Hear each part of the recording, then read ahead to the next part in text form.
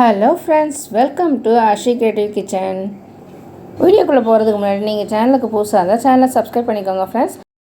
இன்றைக்கி இந்த வீடியோவில் தோசைக்கல் மேலே இந்த கீரையை போட்டால் என்ன ஆகும் அப்படின்றது தான் பற்றி பார்க்க போகிறோம். கூடவே நம்மளோட அன்றாட லைஃப்பில் தேவைப்படக்கூடிய சில கிச்சன் டிப்ஸ் அண்ட் ட்ரிக்ஸும் பார்க்கலாம்.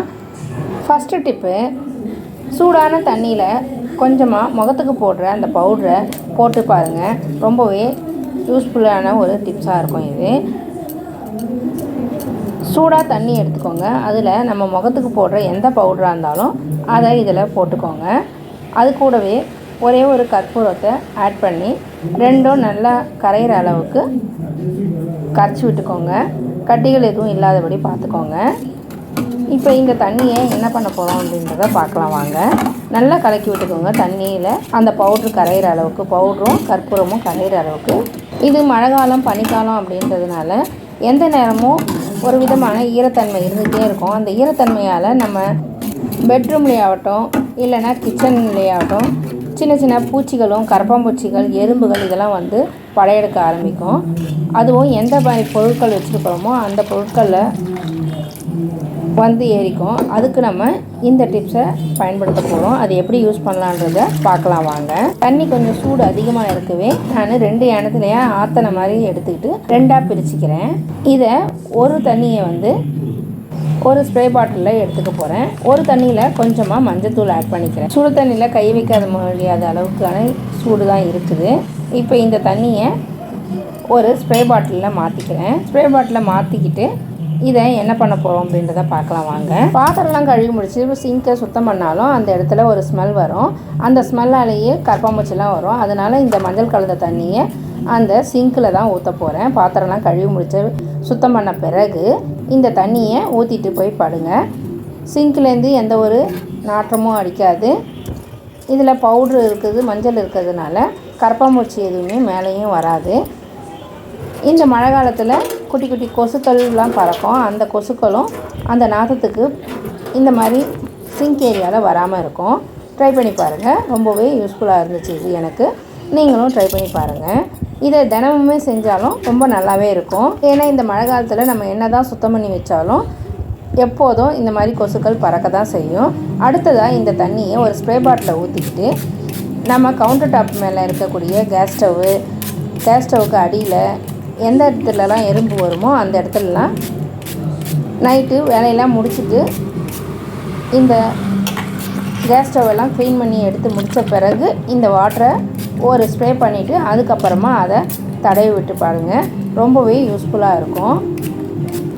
இந்த பவுடரோட வாசனைக்கு எறும்புகளும் கரப்பாம்பூச்சிகளும் எதுவுமே வராது.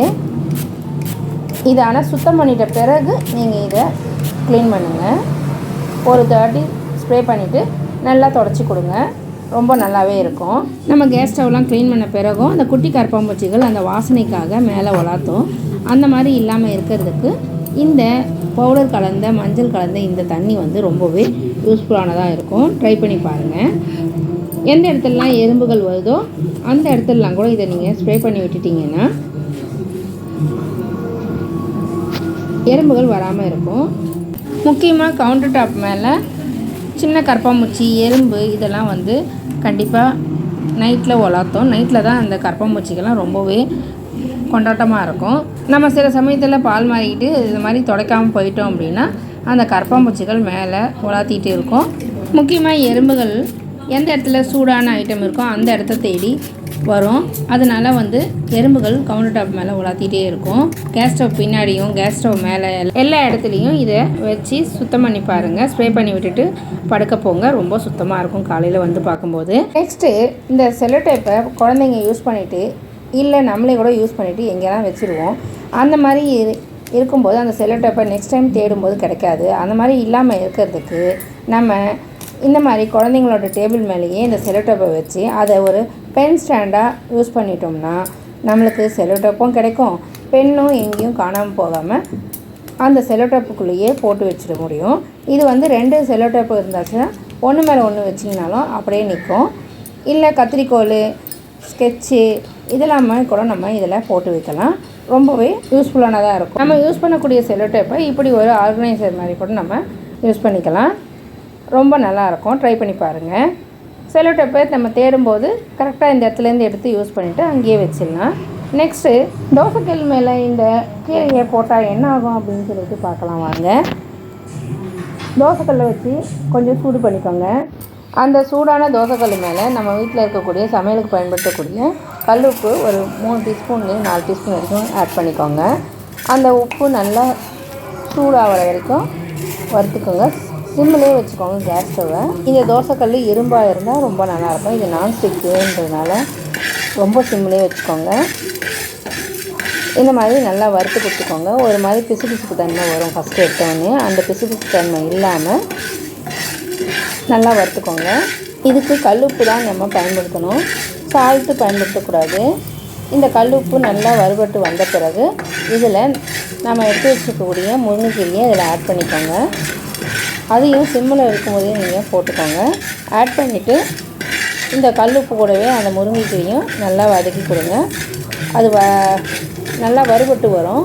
இந்த முருங்கைக்கீரையில் அதிக அளவு கால்சியம் சத்து, இரும்பு சத்து எல்லாமே அடங்கியிருக்கு. இந்த முருங்கைக்கீரையை நம்ம தினமுமே உணவில் சேர்த்துக்கலாம்.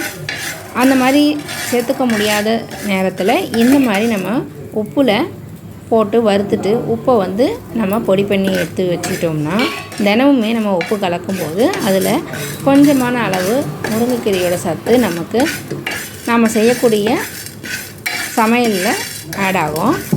நம்மளுக்கும் ரொம்ப ஹெல்த் பெனிஃபிட்டாகவும் இருக்கும். இப்போ இந்த மாதிரி நம்ம போட்டு வறுக்கும்போது அந்த முருங்கைக்கீரை வதங்கி வராமல் நல்லா மொறுமொறுப்பு தன்மையோட எண்ணெயில் போட்டு பொரிச்சா எப்படி இருக்குமோ அந்த மாதிரி ஒரு மொறுமொறுப்பு தன்மை வரும். அந்த மொறுமொறுப்பு தன்மை வரும்போது நம்ம தோசைக்கல்லை இறக்கி வச்சிடணும். இறக்கி வச்சுட்டு மிக்சியில் போட்டு அரைச்சி எடுத்துக்கணும். நம்ம எந்த மாதிரி ஒரு சமையல் செஞ்சோம்னாலும் அதில் இந்த உப்பை நம்ம கலந்துக்கிறதுனால அது கூடவே நம்மளுக்கு முருங்கைக்கீரையோட சத்துக்களும் கிடைக்கும்.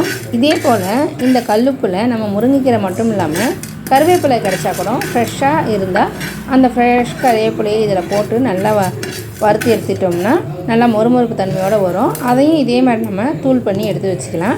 நம்ம தினமும் செய்யக்கூடிய உணவில் இந்த உப்பை நம்ம ஆட் பண்ணிக்கிட்டோம்னா இதனோட சத்துக்கள் முழுமையாக நம்மளுக்கு கிடைக்கும். இப்போ இது நல்லா வறுபட்டு வந்துடுச்சு. இந்த முருங்கைக்கீரையை எடுத்து நீங்கள் உடச்சி பார்த்தீங்கன்னா மொறுமொறுப்பாக இருக்கும். அந்த மாதிரி சமயத்தில் நீங்கள் அடுப்பை ஆஃப் பண்ணிவிட்டு ஃபேன் காற்றுல ஆற வச்சுருங்க. அதுக்கப்புறமா மிக்ஸி ஜாரில் போட்டு ஓட்டி எடுத்துக்கோங்க. வெளியில் கடையில் நம்ம அயன் டேப்லெட்லாம் வாங்கி சாப்பிட்றதுக்கு பதிலாக இந்த மாதிரி முறையில் இயற்கையான முறையில் நம்ம அயனை நம்ம உடம்புக்கு சேர்த்துக்கலாம். கருவேப்பிலையில் கூட அதிக அளவு கால்சியமும் இரும்பு சத்தும் இருக்குது. இதை மிக்சியில் அரைச்சிட்டு எடுத்துகிட்டு வந்து காமிக்கிறேன் பாருங்கள் எப்படி இருக்குன்ட்டு. இயற்கையான முறையில் ஃபேமிலியில் இருக்க எல்லாருக்குமே இரும்பு சத்து கிடைக்கிறதுக்கு நல்ல ஒரு ஐடியாவாக இருக்கும். உணவில் முருங்கைக்கீரை ஆட் பண்ணதே தெரியாது. பாருங்கள் எந்த அளவுக்கு இருக்குன்ட்டு. அரைச்சி எடுத்துகிட்டு வந்த பிறகு இப்படி தான் இருந்துச்சு. ஓகே ஃப்ரெண்ட்ஸ், இந்த ஐடியா எல்லாமே உங்களுக்கு ரொம்பவே யூஸ்ஃபுல்லாக இருக்கும்னு நினைக்கிறேன். இந்த டிப்ஸ் பிடிச்சிருந்தா ஒரு லைக் அண்ட் ஷேர் பண்ணி விடுங்க. மறக்காமல் சேனலையும் சப்ஸ்கிரைப் பண்ணிக்கோங்க. நெக்ஸ்ட் வீடியோவில் பார்க்கலாம். தேங்க்ஸ் ஃபார் வாட்சிங். பாய்.